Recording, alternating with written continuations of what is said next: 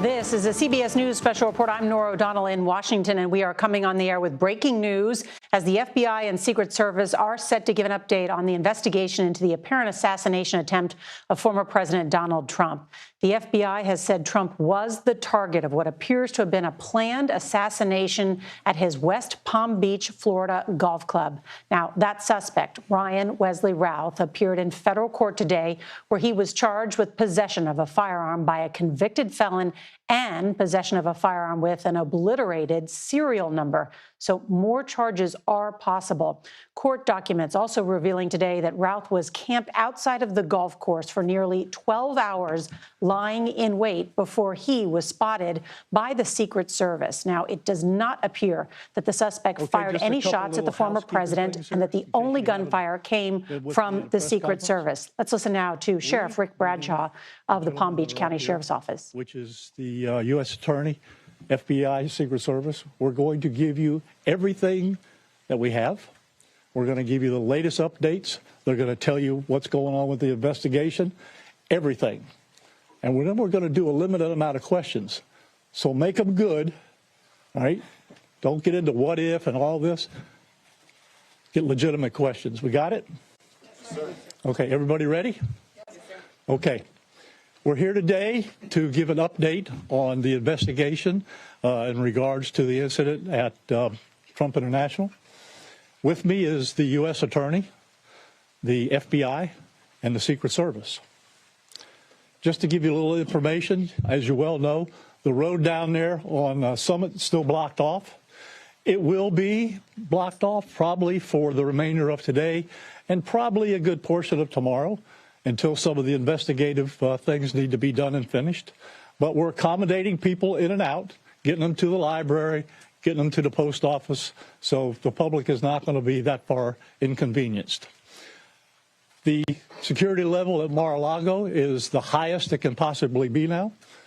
The road closures are back in place and will remain there. The checkpoints are in place. And my commitment to the Secret Service is to give them every possible resource from PBSO. Once they determine the level of security that they need, they will get all the resources possible.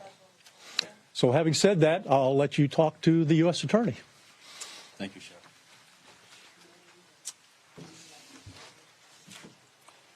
Good afternoon. Good afternoon. Thank you for joining us today. My name is Mackenzie LaPointe. I am the United States Attorney for the Southern District of Florida.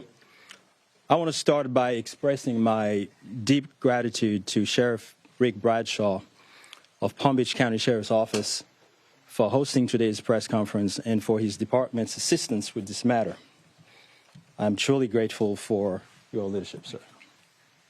I'm also pleased to be joined by our partners in federal law enforcement from the FBI and the United States Secret Service, and also from ATF. Joining us today for comments and announcements are Special Agent in Charge Jeffrey B. Veltri of the FBI Miami Field Office and Acting Director of the U.S. Secret Service, Ryan Routh. I want to also thank the men and women in law enforcement who have been working around the clock in the initial phase of this ongoing investigation. Our partners include federal and local authorities who effectuated the apprehension of the defendant and have aided in ensuring federal charges were filed against him this morning. We're here to announce that Ryan Routh, 58 years old, of Hawaii, has been charged by a criminal complaint in the Southern District of Florida with firearms offenses which occurred yesterday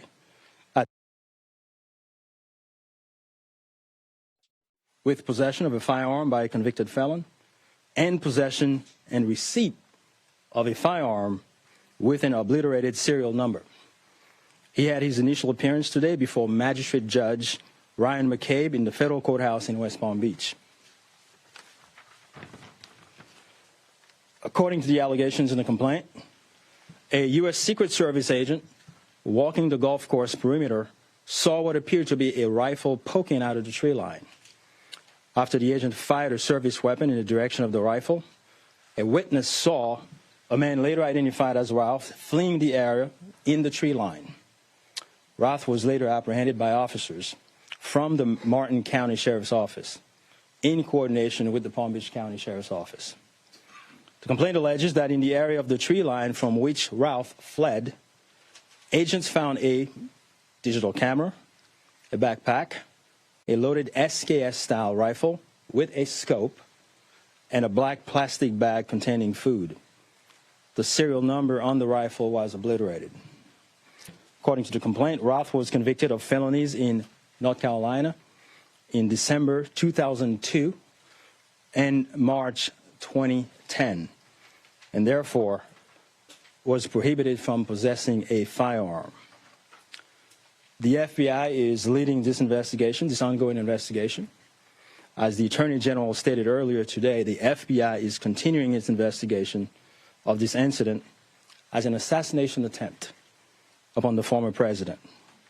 The investigation remains at its early stages. The entire Justice Department, including the FBI, the United States Attorney's Office for the Southern District of Florida, and the National Security Division are coordinating closely with our law enforcement partners to fully investigate and prosecute this matter. The charges we're announcing reflect the strong collaboration of the agencies represented here.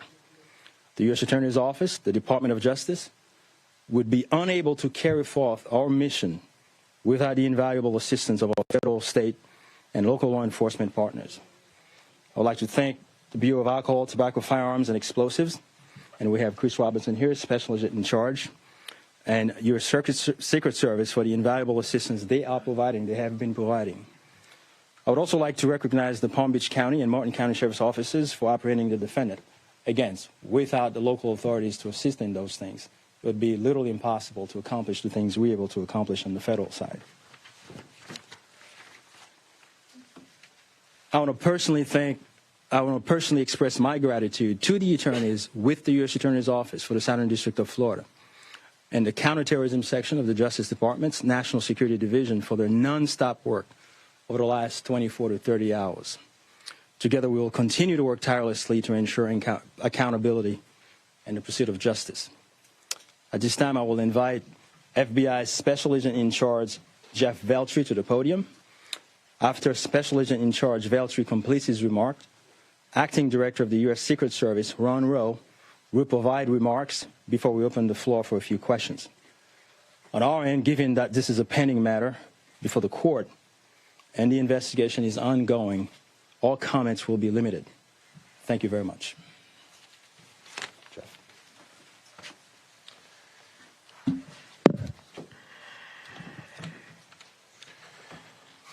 Good afternoon. For a quick introduction, my name is Jeffrey Veltri, FBI's Special Agent in Charge for the Miami Field Office. The FBI immediately responded to the scene here in West Palm Beach, Florida, and we are investigating this matter as an apparent assassination attempt of former President Trump. We view this as extremely serious and are determined to provide answers as to what led up to the events which took place. I want to emphasize we're just a little over 24 hours into this investigation, so we're going to provide as much as we can publicly while our investigation is still ongoing. We must also stress that the United States Attorney's Office is pursuing charges, and that limits some of the details that we can discuss publicly. Yesterday afternoon, Martin County Sheriff's Office took custody of Ryan Routh, and he was transported back to Palm Beach County Sheriff's Office. Our FBI agents then attempted to interview him, and he invoked his right to an attorney. In the last 24 hours, the FBI and our partners have been dedicated to investigating the incident and utilizing all available resources. These efforts have included our investigative team and the United States Attorney's Office for the Southern District of Florida, in conjunction with DOJ's National Security Division, are actively working hand in hand to pursue and subsequently execute search warrants. Thus far, the warrants include a video recording device, subjects' cellular devices, a vehicle, and other electronic devices located at previous known addresses. We are coordinating with the United States Secret Service to complete numerous interviews of agents on scene. We have also interviewed 7 civilian witnesses at the scene, and that is just the beginning. Our FBI's Honolulu and Charlotte field offices have initiated interviews of several family members, friends, and former colleagues of the subject. FBI has deployed several specialty teams and assets from FBI headquarters and our lab division in Quantico to include evidence and critical incident response personnel. The evidence response team is collecting and processing multiple evidentiary items. These range from the rifle, which is an SKS model with a scope and obliterated serial numbers, to 2 bags, the subject's electronics, and what appears to be ceramic tiles. DNA has also been collected from those items, which are being sent to Quantico for testing. We will also process the subject's vehicle for evidence. The Cellular Analysis Survey Team, what we refer to as CAST, conducted thorough analysis of the subject's cellular device locations. The CAST analysis aligns with witnesses' account of the subject's presence at the scene both before and around the time of the incident on September 15th. More specifically, we're continuing to conduct analysis and will be compiling the subject's movements in the days and months leading up to September 15th. Cellular data shows that the subject was in the vicinity of the golf course roughly 12 hours before the engagement with the United States Secret Service. Our investigative teams conducted a neighborhood canvass in an effort to collect and obtain relevant video footage. The subject had an active online presence, and we are going through what he posted and any searches he conducted online. In addition, we're going through media reports and public statements he made that he wanted to recruit Afghan soldiers and others to fight for Ukraine. The FBI has sent multiple requests to companies for returns on the subject's phone and social media accounts. We received several returns and are waiting on additional responses from other companies as well. Our investigative team is completing analysis of the returns and actioning leads as needed, and we anticipate continuing until the FBI knows the full totality of the subject's social media presence. By way of his background, in 2002, as the United States Attorney mentioned, the subject was charged and convicted in North Carolina for possession of a weapon of mass destruction. Law enforcement checks also revealed that from 1997 to 2010, the subject had numerous felony charges for stolen goods. I can also share with you that he was the subject of a previously closed 2019 tip to the FBI where it was alleged he was a felon in possession of a firearm. In following up on the tip, the alleged complainant was interviewed and did not verify, I repeat, did not verify providing the initial information. The FBI passed that information to local law enforcement in Honolulu. On behalf of the FBI, I would like to thank the Palm Beach County Sheriff's Office and Martin County Sheriff's Office for their incredible work in actioning the witnesses' information and rapidly apprehending the subject. I would also like to thank the United States Secret Service, the United States Attorney's Office for the Southern District of Florida, the Department of Justice's National Security Division, the Bureau of Alcohol, Tobacco, Firearms, and Explosives, and our FBI field offices in both Honolulu and Charlotte, who have been conducting additional law enforcement activity related to the subject. Your continued partnerships have been invaluable. Oftentimes in law enforcement, we tell citizens to be vigilant and aware of their surroundings. Yesterday, a citizen provided remarkable assistance, which led to the arrest of this subject. We appreciate the public's diligence in passing potential tips and information regarding the subject and this incident to the FBI. If you have any information, please call 1-800-CALL-FBI or go online to tips, that's tips.fbi.gov. With that, let me turn it over to the United States Secret Service Acting Director, Ryan Routh. Good afternoon, everybody. Yesterday afternoon, this country was reminded of the heightened and dynamic threat environment the United States Secret Service and its protectees face on a daily basis. Immediately following the assassination attempt of former President Donald J. Trump on July 13th, the Secret Service moved to increase assets to an already enhanced security posture for the former president. In the days that followed, President Biden made it clear that he wanted the highest levels of protection for former President Trump and for Vice President Harris. The Secret Service moved to sustain increases in assets and the level of protection sought. And those things were in place yesterday.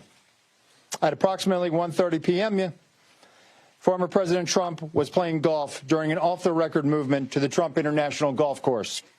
A Secret Service advance agent supporting the front edge of the agency's layered approach to protection encountered an individual attempting to secrete himself in the woodline.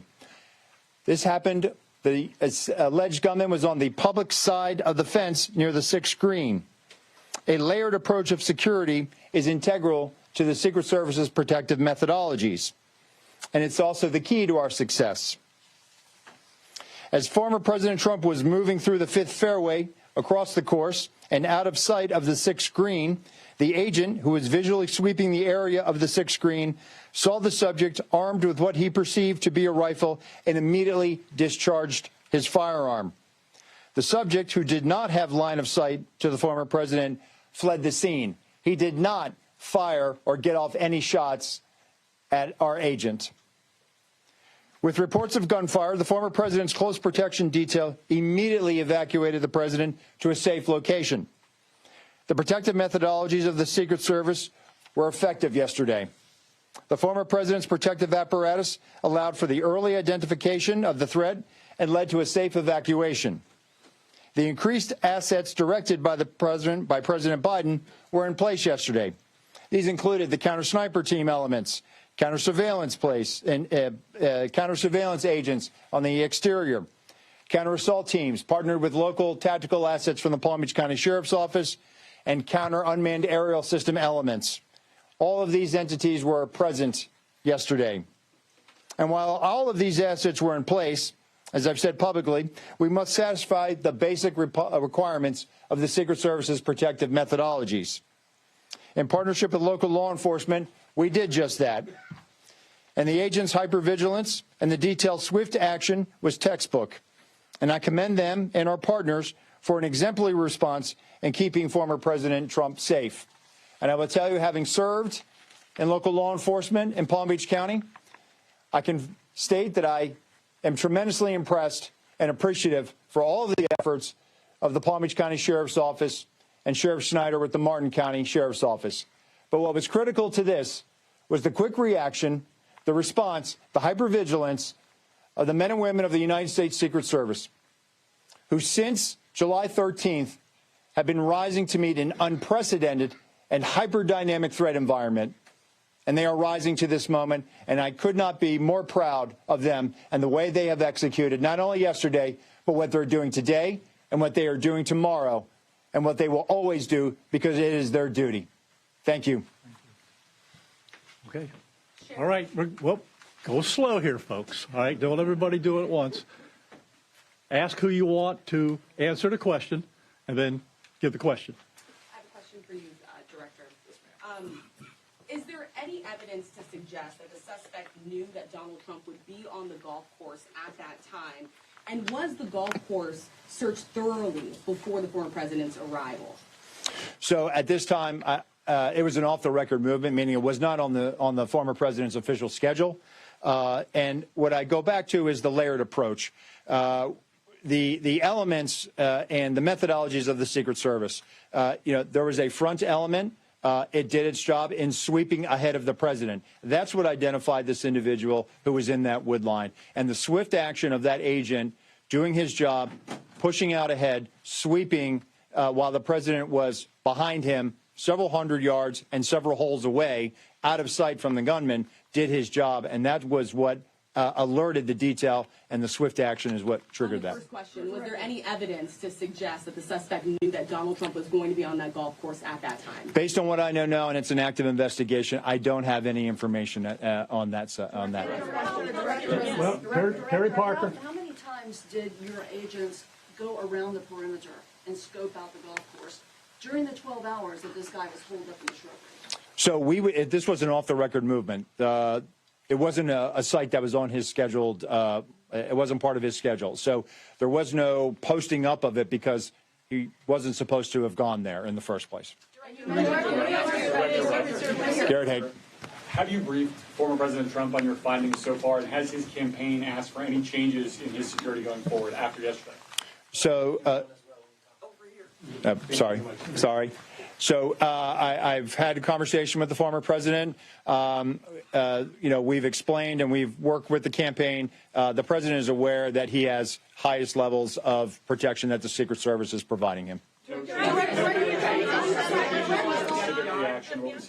We constantly evaluate based on threat. And yesterday, what we show is that our agents and our protective methodologies, and there's a lot of tactical assets in place, things that have been put in place as a result of what happened 60 days ago, those elements are working, and that demonstrates the redundancies that we have. And so we constantly evaluate. We'll of course, look at this and see what lessons learned from it. But as of right now, we are constantly evaluating that threat. And if we need to ratchet up additionally, we will. Yes, sir. Do we know when Routh arrived in Florida in general, when he arrived in Palm Beach, the area? That's a question probably for the FBI. If he's been at the golf course prior to this scoping it out. We're in the process of collecting a lot of evidence, and that will be part of that investigation to determine his whereabouts going back quite some time. Do you have any detail on where he might have gotten it? That's part of the investigation as well. Again, that's going to be a little bit challenged until we're able to determine the serial number on that gun. So we're hopeful to be able to do that. Mental illness? We're still looking into that. The sheriff mentioned about the highest level of protection, that they would lock down the golf course. Was that a miscommunication then, being that President Biden ordered the highest level of protection? Do you want to take the sheriff? Go ahead. Okay. So here's the deal. When it comes to Secret Service protection, we provide the highest level. So, for example, yesterday, counter-assault team elements. I'm not going to go into the number of personnel that we have out there, but we have the highest levels from Secret Service.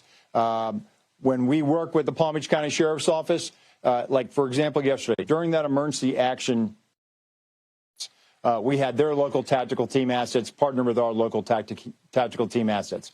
We had their helicopter up in the air, providing us 360 and situational awareness of the overhead for if there were any potential threats coming at us. So what we did yesterday was exercise our emergency plan based on the number of tactical assets and the highest level of protection that we are providing. The sheriff and I have talked. Now, clearly, when you go down Southern Boulevard right now and you try to get over to Palm Beach and you see the robust presence that's existing outside of Mar-a-Lago, the heavy uniform presence, the additional assets of the Secret Service. And for those of you that were here in 2017, when the president was in office, when you look at that footprint now and you look at it today, there's not much difference there. There is heavy uniform presence out there. Again, what I go back to is yesterday was an off-the-record movement, off the record. And the president wasn't even really supposed to go there. It was not on his official schedule. And so we put together a security plan, and that security plan worked. In terms of being in the vicinity, Special Agent Daltrey, in terms of him being in the vicinity, based on his phone records, is there any evidence to show that Routh was in the vicinity in the area before Sunday? And when you say in the vicinity, does that mean right there at that spot in those bushes, or could it have been, down the street at a restaurant? It was in very close proximity to where he was spotted by the Secret Service. In terms of your first question, whether he was there earlier, our investigation is still looking to determine that. Whoa. We're going to do two more. You get one. All right? Only two more. You get one. Okay. We understand that the Secret Service has asked Congress for additional resources since the Butler rally. Have you received those resources yet? So thank you for that question. So we are working. Look, the Secret Service operates under a paradox of zero-fail mission, but also that we have done more with less for decades. And this goes back many, many, many, many decades, right? What I can tell you is that we have immediate needs right now, and we have great support, not only from President Biden, and you saw his public statement today, where he said that, he's going to direct his staff to make sure that the Secret Service has the resources it needs. We're having fantastic conversations with members of Congress. I've been up to the Hill last week. We are continuing to have those conversations. But the long and short of it is this. Coming out of Butler, I have ordered a paradigm shift. The Secret Service's protective methodologies work, and they are sound. And we saw that yesterday. But the way we are positioned right now in this dynamic threat environment, it has given me guidance to say, you know what? We need to look at what our protective methodology is. We need to get out of a reactive model and get to a readiness model. There could be another geopolitical event that could put the United States into a kinetic conflict or some other issue that may result in additional responsibilities and protectees of the United States Secret Service. And so we are working, we are making information available to all of our partners. And I just want to say that the commitment of Congress to the Secret Service throughout the years has been tremendous. And we will continue to work with them and Secretary Mayorkas, whose support in making sure that we're getting what we need has been phenomenal. He is one of our biggest champions and our advocate. And so we're having these conversations, and I feel confident that we will get what we need. We have immediate needs. We have future needs, too. I need to make sure that our counter snipers are the best trained counter snipers in the world, that they are exactly doing what we need them to do, and that they match counterparts in the military and Tier 1 forces. And right now, we are working with Congress to make sure that we get those for our training facility. We also have a necessary need to make sure that we're getting the personnel that we have. And that requires us to be able to have the funding to be able to hire more people. You can't just give me money and say, hey, we're going to make sure that everybody gets overtime. Because the men and women of the Secret Service right now, we are redlining them. And they are rising to this moment, and they are meeting the challenges right now. And if you look back at their body of work over the last 60 days, the Republican National Convention in Milwaukee, the Republican National Convention in Chicago, a visit of Prime Minister Netanyahu to Washington, D.C., and to West Palm Beach, which Palm Beach County Sheriff's Office supported. And then we go into the presidential debate in Philadelphia last week. And for those in the media that have been to a national special security event, if you saw the National Constitution Center last week, what you saw was pretty much a mini national special security event with the number of assets that were on that perimeter. And so our folks are rising to this moment, but it requires all of us to be able to have good conversations and make sure that we're getting the Secret Service where it needs to be. And I'm confident that we will achieve that because we don't have an alternative. Success, we have to have it every day. We cannot have failures. And in order to do that, we're going to have some hard conversations with Congress, and we're going to achieve that. Last question, one more. The special agent in charge of the FBI, Yes, sir.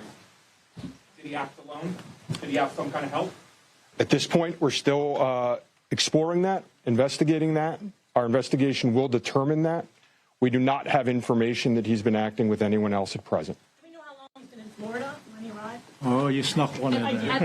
At this point, the question. Our investigation is still determining that. Thank you. Anyone seen him? All right. Anyhow, that's it. We're not going to do any more. All right. You got a lot of information there.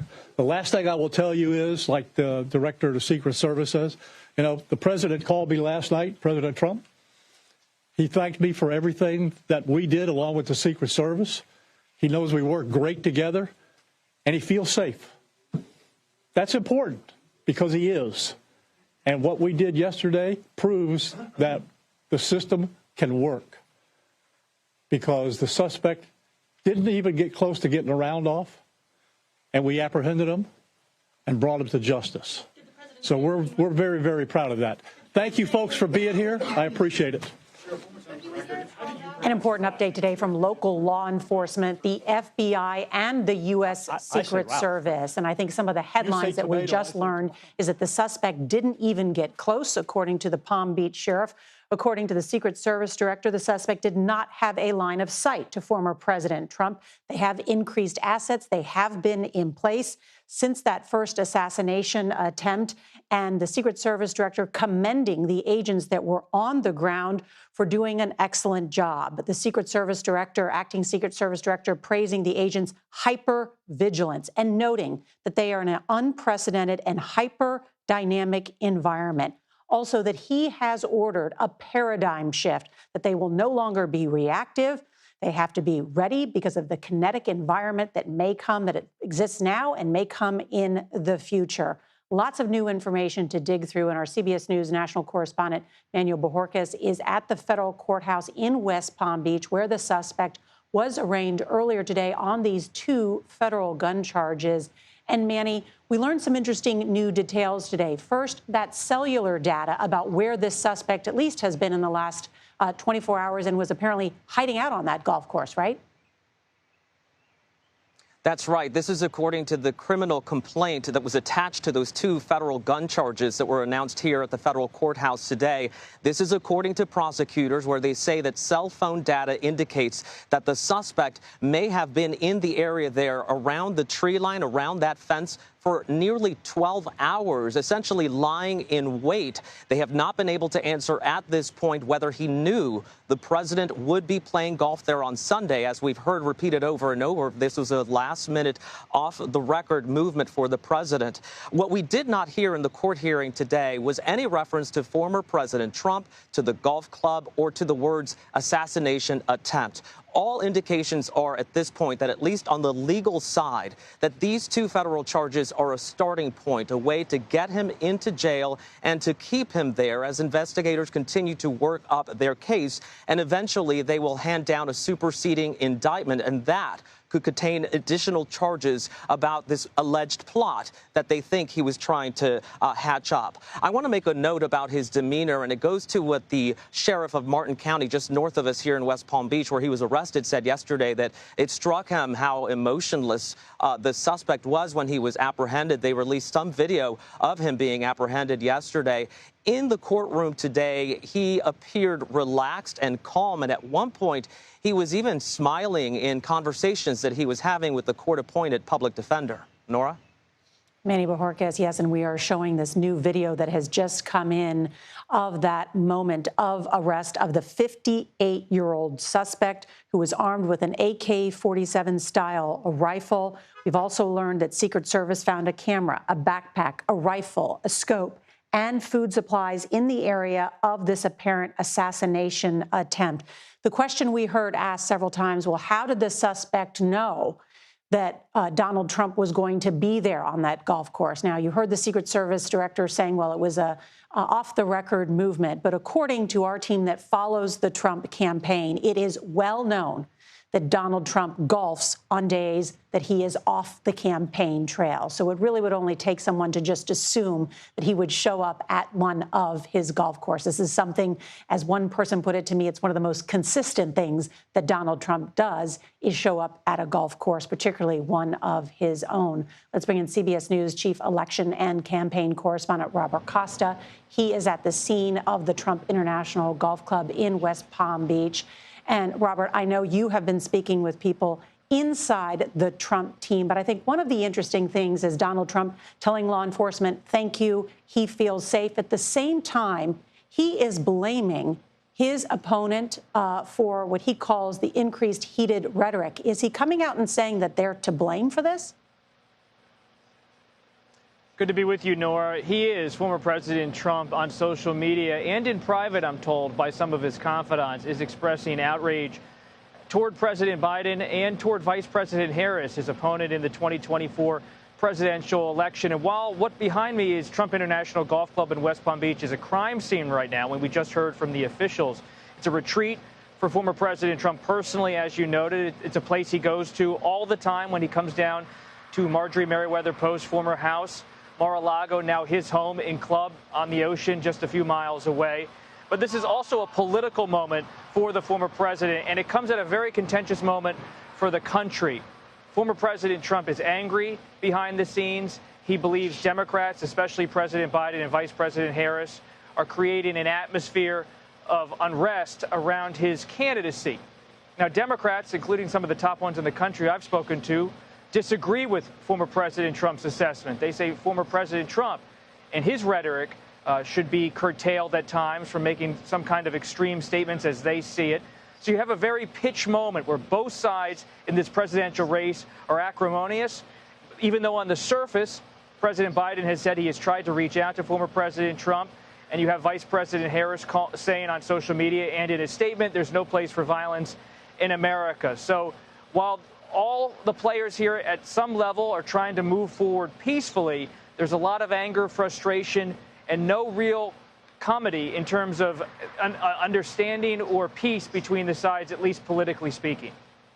It's an excellent point, and it's also a reminder that those in leadership positions, whether they are appointed or political, need to temper down some of the political rhetoric that is out there and note that political violence is never acceptable in the United States of America, and certainly in our democratic norms. It's just not acceptable to do this. Of course, when everybody has the right to vote, everybody has free speech and they can speak about their opinions, but violence is not acceptable. And of course, in the middle of all of this is our law enforcement, who is bearing the brunt of a lot of this work. And I want to bring in CBS News consultant and former U.S. Secret Service Deputy Director A.T. Smith, who joins us now. And A.T., you heard the acting director there, Rowe, speak and commend the Secret Service agents on the ground who did their job, who were out ahead. They apprehended the suspect, spotting him at first, firing off a shot before